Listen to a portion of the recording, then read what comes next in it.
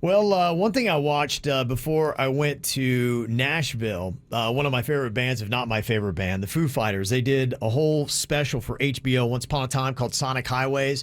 It was them creating an album, but they went to a different city each time and they kind of got the essence of the city and told a story about the music scene in that city, and they did one on Nashville. It was really cool if you ever go to Nashville because they really broke down how Nashville works and a lot of the history behind the city. And so I watched that again before I went. So that was really kind of a cool thing. But one of the things I didn't even fully realize about the Foo Fighters is how they got their name and why they were the Foo Fighters. It was all because Dave Grohl was coming off of Nirvana and had written a lot of tracks himself. And they recorded them, but he wanted to fool people into thinking that he wasn't just a solo act, which he really was. He wanted to make it sound like a band, so he went with the Foo Fighters, which is the World War II term for UFOs, and he made it plural, made sure it was Foo Fighters, not Foo Fighter, so that people wouldn't think it was just Dave Grohl doing a band by himself. And then he slowly recruited. Now he's got like a ton of people in Foo Fighters. But that's how that all went down. Do you know how they came up with the name Green Day? No. They don't like it. I know that. Really? I've heard them talk about how they don't love the name. I would think Denny's would know. Apparently, it was a San Francisco Bay Area slang term for spending an entire day doing nothing but smoking pot. They called having a green day. Dude, I'm having a green day. Yeah, man. And then they went for it. Linkin Park, that band actually came from a park in Santa Monica, but they changed the spelling to the Linkin because they had to get their own website. And using Abe's last name was already taken. Fall Out Boy, have you heard that one? No. Came from The Simpsons. It's the name of Radioactive Man's sidekick.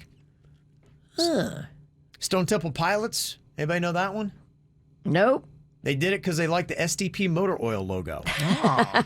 That's cool. Okay. And you know what? I had never really heard the whole story of how the Beatles got their name.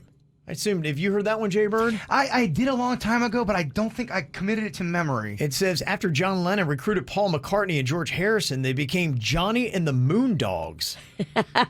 But then they turned it to the Beatles as a tribute to Buddy Holly and the Crickets, which then turned into the Silver Beatles. And they're like, we don't like the Silver Beatles. And they went back to just the Beatles. What was the first name they went with? They were Johnny and the Moondogs. That sounds such like a 1959, 60s band name. Yeah, can you imagine if they would have stayed Johnny and the Moondogs? It doesn't have the same ring to it. No, it doesn't.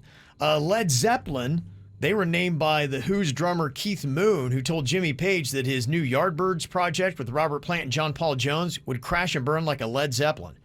And then Jimmy he's like, that's a great band name. They changed the L-E-A-D to L-E-D. Wasn't Led Zeppelin one of those bands where the record company didn't believe in them and like, you guys suck, and then they end up being amazing? Might have been. I don't know. Jimmy Page was kind of in a successful band. Like, he was in the Yardbirds, and he was putting together kind of a new collaboration of that. I know the Beatles, they didn't like the Beatles. They said that playing instruments was going to be a fleeting thing, and this was going to be just a little thingy right there, that it's going to go away. No one's going to care about people that play instruments singing a love song. I've never seen in a Behind the Music where they say, you're going to be a star, let's sign you right now. Have you ever heard that? It's always the story of 100 people said no to them and then one day they hit it big. Where's that story? Well, you have to have the struggle, then you have to have the success, then you have to have the addiction, then the struggle again. It wouldn't even be a good story. It's like going, first second I picked up a guitar, I was great. First time I played on a stage, they said, you're signed.